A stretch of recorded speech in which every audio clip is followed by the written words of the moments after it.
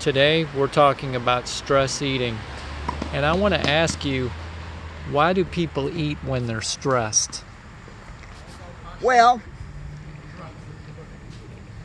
it's another way of helping them to cope with the situation they're going through. And we're not all created alike. We're not all that much interested in food as the next man. And two, it depends on what you eat to help you get rid of your stress. It has a very important part of it.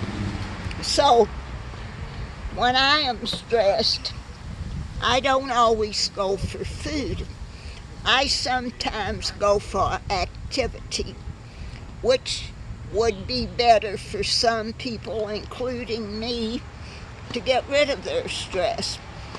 When I eat after I'm stressed, I can't digest it as well because I've lost that power to digest well. I'm an old person, and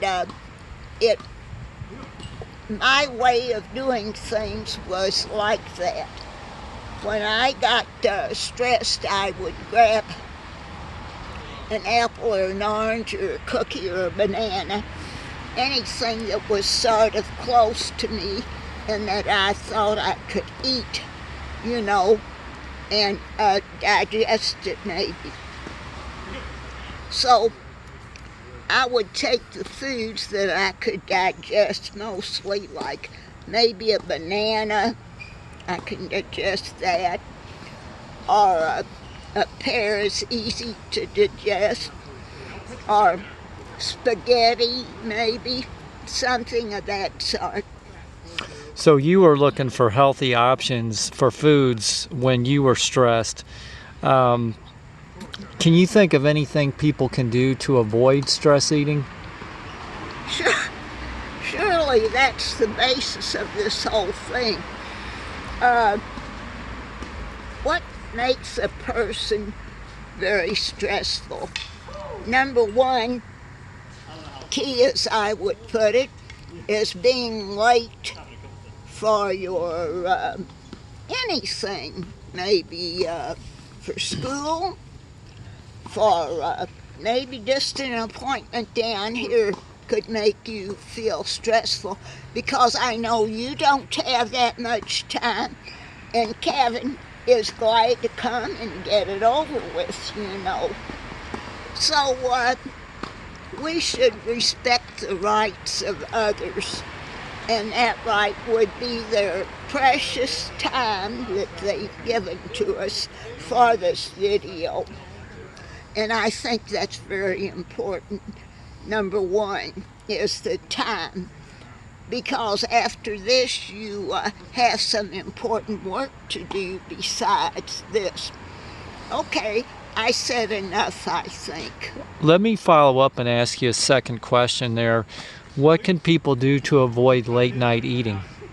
To avoid late night eating, I would suggest eating your full meal and then eating your dessert as soon after your meal as you could,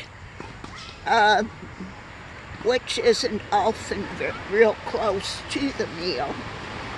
But if you can eat your dessert a little after you've eaten your meal sometimes, it might help you sleep better at night, because when you go to bed, you want to flop in bed and just fall on off to sleep, which doesn't always happen that way.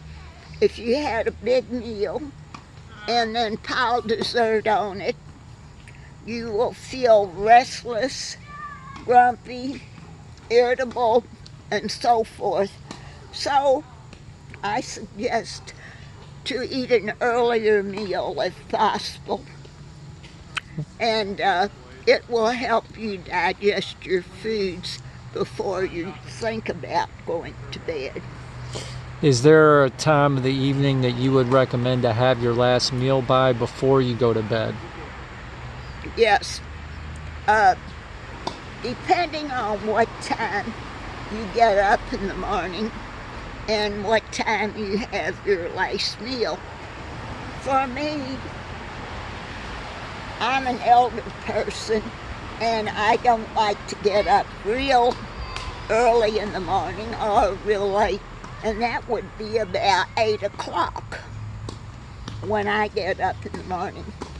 When I get up at 8, I have time to do all those things which I need to do before the noon meal, which is 12, at which time, after I eat my noon meal, I get a little drowsy, because they say after a meal sometimes, if you've eaten a big meal with dessert especially, that you get to feel a little drowsy, because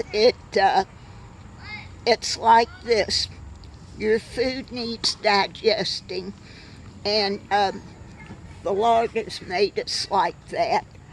And after we eat this food, we tend to get a little drowsy, because that whatever it is, dorphine or whatever it is working in our system, which helps us get a little drowsy. So at that time, it's good if we could be lying down and taking a nap after that, which I usually do. But I'm not at home today, so I thought a little stimulant like coffee or tea would help keep me awake during this conversation.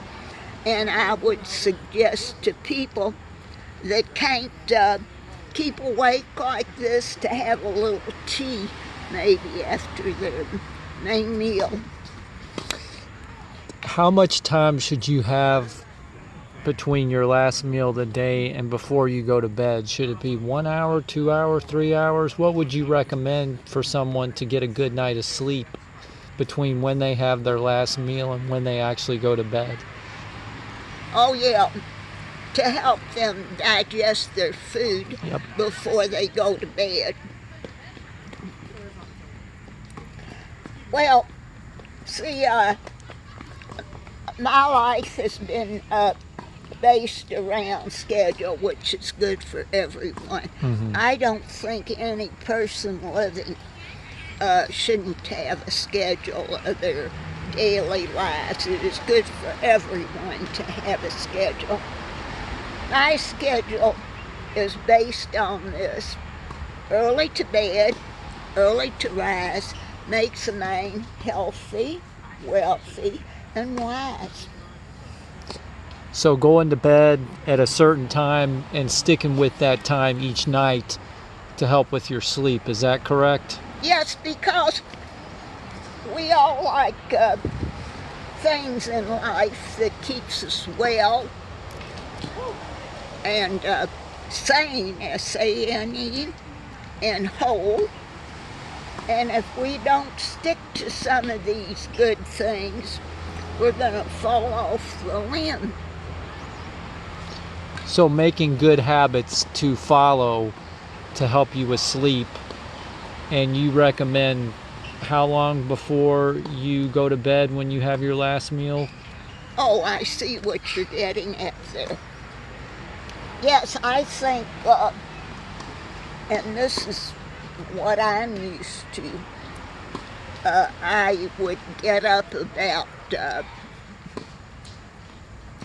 6, 7 o'clock. I don't like anything later than that, like 8.